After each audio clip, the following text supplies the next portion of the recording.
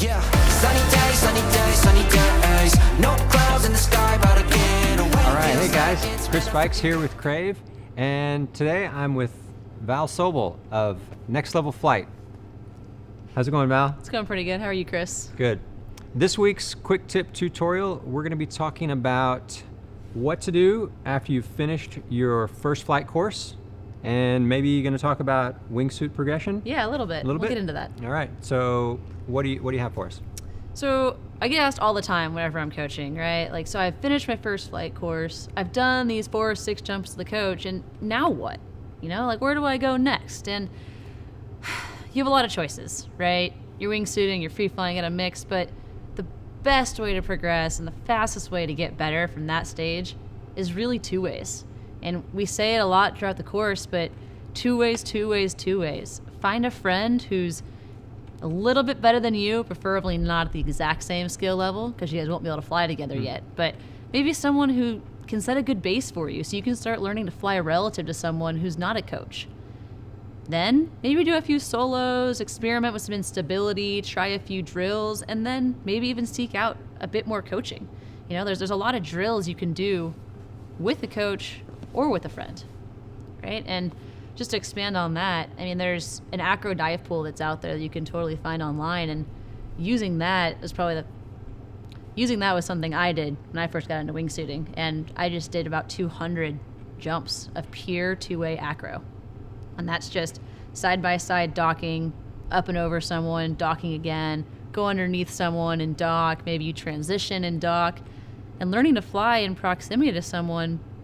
I mean, if you can do that, you can do anything, right? Yeah, that's awesome. So what if, are there things that I can do? Let's say I'm at a smaller drop zone, maybe there's no other wingsuits there. Are there things that I can do if I really, I just want to fly my wingsuit so bad and I'm going to be by myself? Yep. What can I do? Yeah, I get that one a lot as well as I'm traveling around. So there's a couple of tips. You're kind of in a tough spot if you are by yourself, but if you are going to jump alone, at least get yourself a fly site, you know, and there's a lot of information online. Arcus Flight or Dan Darby is really a specialist at this, and understanding what that data is telling you can at least let you know, am I changing my speed? Am I close to stall? What am I doing in my suit? But the other thing I'd suggest is get out and travel a little bit. It might cost you a little bit of money, but go find a coach, right? Look somebody up on the Next Level website. Look up Arcus Flight and find a coach through there. The options are really endless, but you may have to travel a little bit. Going to boogies is also another great choice. Yeah. Like, I mean, it sounds crazy, but you will learn something from jumping with LOs. Yeah, for sure. Okay, so what about moving up to bigger suits? You know, it's so tempting. Like you wanna get a smaller canopy and a bigger suit. You know, like. No, it's actually, I'm really glad you mentioned that, right? Because upsizing a wingsuit should be done similarly to downsizing your canopy. And there's a whole checklist of things for downsizing, and for some reason there's no published list of things to do to upsize your wingsuit. Something I really like to tell my students, and I forced this with a couple people, is learn to fly your suit at any angle and be able to fly it relative.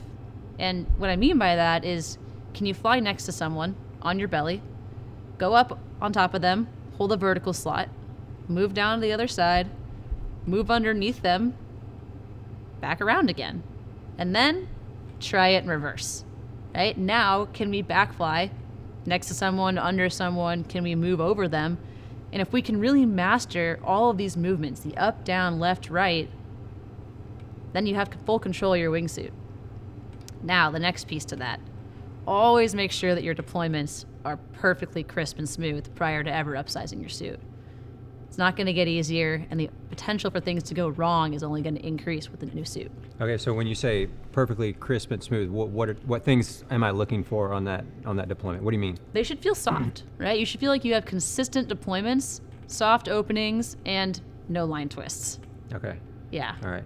Something I see a lot is cutaways that somebody steps up to an intermediate suit, and a lot of times that's because they don't have a good control over their airspeed and their deployment in a smaller suit. All right, that's awesome. Well, thank you, Val. I hope this has been helpful to you guys. It's something that's really important, right? I mean, it's going to help keep us all safer. It's going to help you be a better flyer, have more fun. If you've enjoyed this tutorial and you want to learn more about wingsuiting specifically, from Val and Dan Darby and Matt Gertis. We have a course on our website, cravetofly.com. It's a wingsuit course. They cover a lot of fantastic information. You're really going to enjoy it. I promise you'll learn a lot. You'll be a better flyer. It'll give you a lot of great things to practice and work on. So go check it out.